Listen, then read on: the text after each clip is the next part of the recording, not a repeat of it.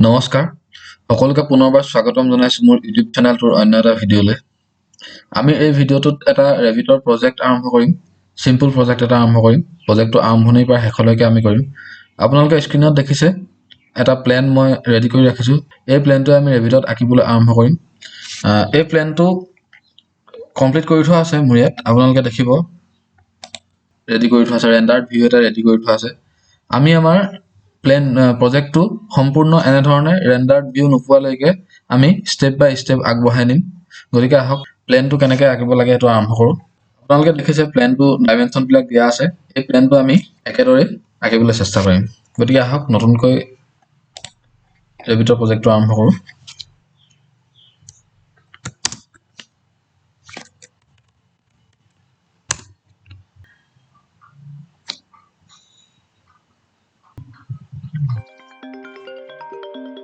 এখন ৰেভিটৰ ৱেলকাম স্ক্ৰীনখন আগৰ ভিডিঅ'টোত আপোনালোকক মই পৰিচয় কৰাই দিছোঁ। কোনোবাই যদি চোৱা নাই আই বটনত আপোনালোকে ভিডিঅ'টোৰ লিংকটো পাই যাব, ইন্ট্ৰডাকশ্যনটো চাই ল'ব আপোনালোকে। আপোনালোকক ড্ৰয়িংটো প্লেনটো আঁকি দেখাবৰ বাবে মই ড্ৰয়িংটো এটা পিকচাৰ ফাইল অপেন কৰি লওঁ।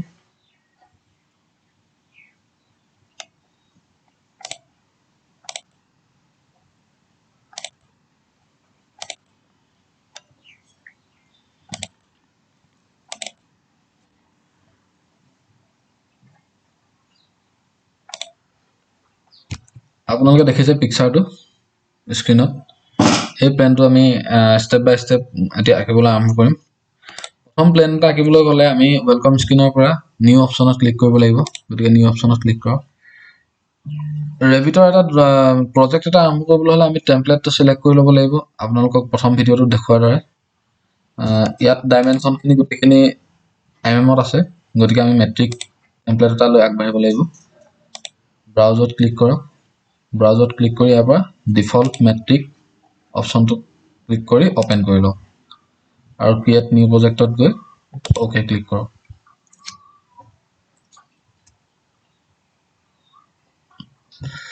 আপোনালোকে দেখিছে আমি ৰেভিটৰ ৱৰ্ক স্পেচটোত আহি পালোহি।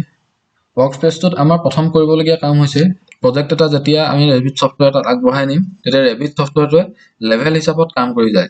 মানে প্ৰথম আমি গ্ৰাউণ্ড ফ্ল'ৰ লেভেল বা ফাৰ্ষ্ট ফ্ল'ৰ লেভেল, মানে ছফ্টৱেৰটোত লেভেল ৱাইজত আমি কাম কৰিব লাগিব।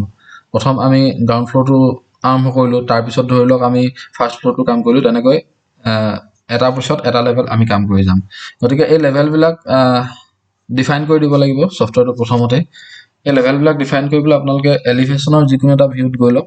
এলিভেশ্যনৰ যিকোনো এটা ভিউত গৈ ধৰি লওক মই চাউথ ভিউতে গৈ ল'লোঁ। চাউথ ভিউত গৈ আপোনালোকে দেখিছে আৰ্কিটেক্সাৰত গৈ লেভেল বুলি এটা অপশ্যন দেখিছে। ইয়াত আমি বিভিন্ন লেভেলবিলাক ডিফাইন কৰিব পাৰিম। আপোনালোকে দেখিছেনে add a level to the model. মডেলটোত আমি লেভেলবিলাক এড কৰিব পাৰিম এই অপশ্যনটো দি পেলাই। গতিকে আহক আমি কেনেকৈ লেভেলবিলাক এড কৰে চাই লওঁ। ইয়াত লেভেল 1টো দিয়া আছে 0mm হাইটত। 0mm হাইটত মানে এইটো আমাৰ গ্ৰাউণ্ড লেভেল হৈ আছে। গতিকে আমি গ্ৰাউণ্ড লেভেলটো 0mm হাইটতে থাকিবলৈ দিম। আমি গ্ৰাউণ্ড ফ্ল'ৰ লেভেলৰ কাৰণে প্ৰিণ্ট লেভেলটো দিম। প্ৰিণ্ট লেভেল দিবৰ কাৰণে লেভেল অপশ্যনটোত ক্লিক কৰি লৈ লওক। ইয়াত আমি লেভেলটো ড্ৰ কৰিম। লেভেলটো ড্ৰ কৰি দিয়াৰ লগে লগে ইয়াত ক্লিক কৰি আপোনালোকে দেখিছে লেভেল 3টো আহিলে। গোটেই লেভেলকেইটা আমি নিজৰ হিচাপৰ মতে নাম দি ল'ম। এইটো হৈছে আমাৰ গ্ৰাউণ্ড লেভেল 0ত থকাটো।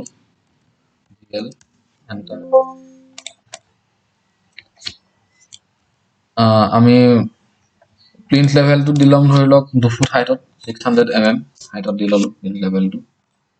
PL আহি গ'ল। তাৰপিছত এইটো হৈছে আমাৰ first floor level FFL। Plinth লেভেলটো যিহেতু 600 হাইটত আছে, আমাৰ ফাৰ্ষ্ট ফ্ল'ৰ লেভেলটো 600 3.6 মিটাৰ হাইটত আমি লৈ ল'লোঁ। ফাৰ্ষ্ট ফ্ল'ৰটো বনাবৰ বাবে লেভেলকেইটা ছেটআপ কৰা হৈ গৈছে। এতিয়া আমি এই বিভিন্ন ধৰণৰ প্লেনছবিলাকত গৈ ফ্ল'ৰ প্লেনছবিলাকত গৈ আমি ড্ৰয়িংটো আঁকিম। আপোনালোকে দেখিছে প্ৰিণ্ট লেভেলটো ওলাই থকা নাই। প্ৰিণ্ট লেভেলটো আমি ইয়াত আনিবলৈ হ'লে ভিউত ক্লিক কৰিব লাগিব। ভিউত ক্লিক কৰি আপোনালোকে ইয়াত এটা অপশ্যন দেখিব ফ্ল'ৰ প্লেনৰ অপশ্যন। এই ফ্ল'ৰ প্লেনত গৈ ফ্ল'ৰ প্লেনত ক্লিক কৰি যিটো ভিউ আমাৰ ফ্ল'ৰ প্লেনছত ওলাই থকা নাই এই ভিউটো চিলেক্ট কৰি অ'কে ক্লিক কৰি দিয়ক। তেতিয়া দেখিব আপোনালোকে PL ভিউটো আমাৰ ফ্ল'ৰ প্লেনছত আহি গৈছে। এতিয়া আমি প্ৰথম প্ৰিণ্ট লেভেলৰ আমি ড্ৰয়িংটো আৰম্ভ কৰিম। প্ৰিন্ট লেভেলৰ ড্ৰয়িংটো আৰম্ভ কৰিবলৈ হ'লে আমি প্ৰিন্ট লেভেলৰ টপ ভিউত গ'লো ডাবল ক্লিক কৰিলে আপোনালোকে টপ ভিউটো দেখা পাব এই দেখিছে চাৰিটা কেমেৰা এই ৰেভিটৰ চাৰিটা কেমেৰাৰ মাজতে আমি ড্ৰয়িংটো আঁকিব লাগিব প্ৰথম আমি ড্ৰয়িংটো চাই লওঁ আমি বটম লেফ্ট কৰ্নাৰৰ পৰা আঁকিবলৈ যত্ন কৰোঁ আমি দেখিছোঁ চেণ্টাৰ টু চেণ্টাৰ ডাইমেনশ্যনবিলাক দিয়া আছে প্ৰথম ডাইমেনশ্যন দেখিছে আপোনালোকে 7100 দিয়া আছে ইট মিনছ 7.1 মিটাৰ গতিকে আমি 7.1 মিটাৰ ৱালখন আঁকিবলৈ যত্ন কৰোঁ 7.1 মিটাৰ ৱালখন আঁকিবলৈ হ'লে আৰ্কিটেক্সাৰত যাওক আৰ্কিটেক্সাৰত আপোনালোকে ৱাল অপশ্যনটো দেখিছে ৱাল অপশ্যনটোত ক্লিক কৰক ক্লিক কৰি দিয়াৰ লগে লগে আপোনালোকে প্ৰপাৰ্টি পেনেলত আপোনালোকে দেখিব বিভিন্ন ধৰণৰ ৱালবিলাক আছে আপোনালোকৰ কিমান থিকনেছৰ ৱাল লাগে সেই থিকনেছটো সিলেক্ট কৰি লওক ইয়াৰ পৰা 200 mm জেনেৰিক ৱাল লৈ পেলাই আঁকিছোঁ আৰু ইয়াতে ওপৰত দেখিব ইয়াত হাইটটো আনকানেক্টেড হৈ আছে হাইটটো আমাৰ ৱালখনৰ হাইটটো হ'ব ফাৰ্ষ্ট ফ্লোৰ লেভেললৈকে গতিকে ফাৰ্ষ্ট ফ্লোৰ লেভেলটো সিলেক্ট কৰি লওক এতিয়া আমাৰ 7100 ক্লিক কৰি আপোনালোকে আৰম্ভ কৰক 7100 দি এণ্টাৰ কৰক প্ৰথমখন ৱাল হৈ গৈছে আমাৰ দ্বিতীয়খন ৱাল আছে আমাৰ কলমৰ পৰা কলমলৈকে ডিসটেন্স আছে 3400 3400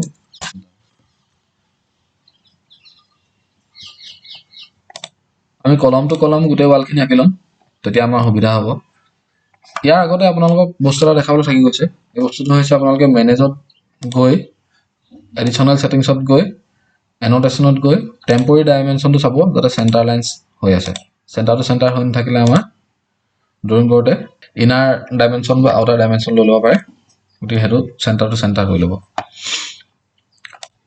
তাৰপিছত নেক্সট ডিসটেন্সটো আছে আমাৰ 3850 3.85 মিটাৰ 3850 মিটাৰ এবাৰে আঁকি লওক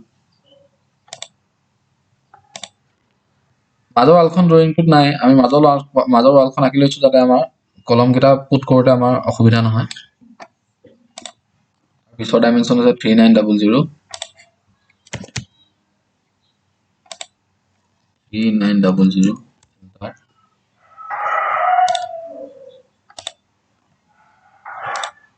তাৰ পিছৰ ৱালখন আছে 3950 একেদৰে ৱাল লৈ 3950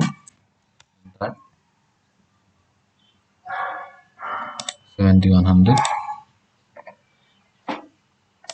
আমাৰ বটম ৰটোৰ ৰুম গিলা হৈ গৈছে অকা তাৰ পিছত আমাৰ কৰিডৰটো আছে 2 মিটাৰৰ কৰিডৰ 2000 mm ৰ কৰিডৰ আছে ইয়াৰ পৰা লৈ 2000 গোটেই বিল্ডিংটোতে কৰিডৰটো যিহেতু আছে কৰিডৰটো অকা হৈ গৈছে নেক্সট আমাৰ আছে 6100 মিটাৰ এখন ৱাল 6100 মিটাৰ সমান সাইজৰ আছে গোটেইখিনি গতিকে আমি গোটেইখিনি আঁকি লওঁ দেখিছে ড্ৰয়িংটোত সমান সাইজৰ আছে ডিসটেন্সত আছে ইন্টাৰভেলত কলমবিলাক ৰেফাৰেন্স লাইনটো আপোনালোকক দেখাই দিব ৰেভিডে চিন্তা কৰিব নালাগে অন্য এখন যদি ৱাল আঁকি থোৱা আছে সেই ৱালখনৰ ৰেফাৰেন্স লাইনটো ৰেভিডে নিজে নিজে দেখাই দিয়ে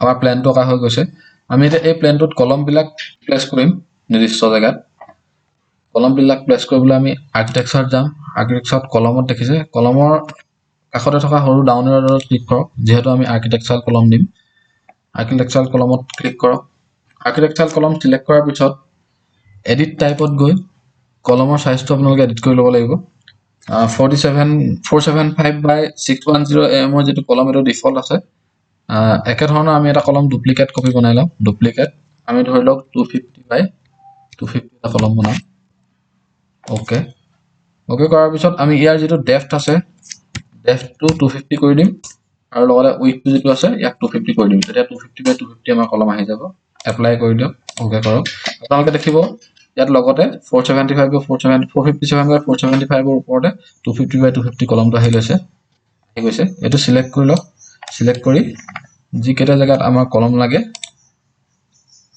এই কেটা জায়গা প্লেস কৰি দিম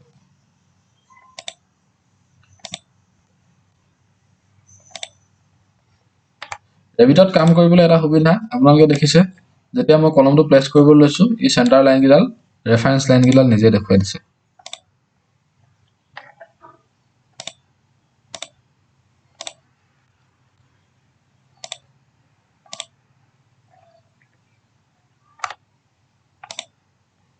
টিউটৰিয়েলটোত মই আপোনালোকক এটা এটাকৈ কলমবিলাক প্লেচ কৰি দেখাইছো আমি পাছলৈ কেনেকৈ সহজতে কলমবিলাক প্লেচ কৰিব পাৰি সব ভিডিঅ'বিলাকত এইটো মই আপোনালোকক দেখাই দিম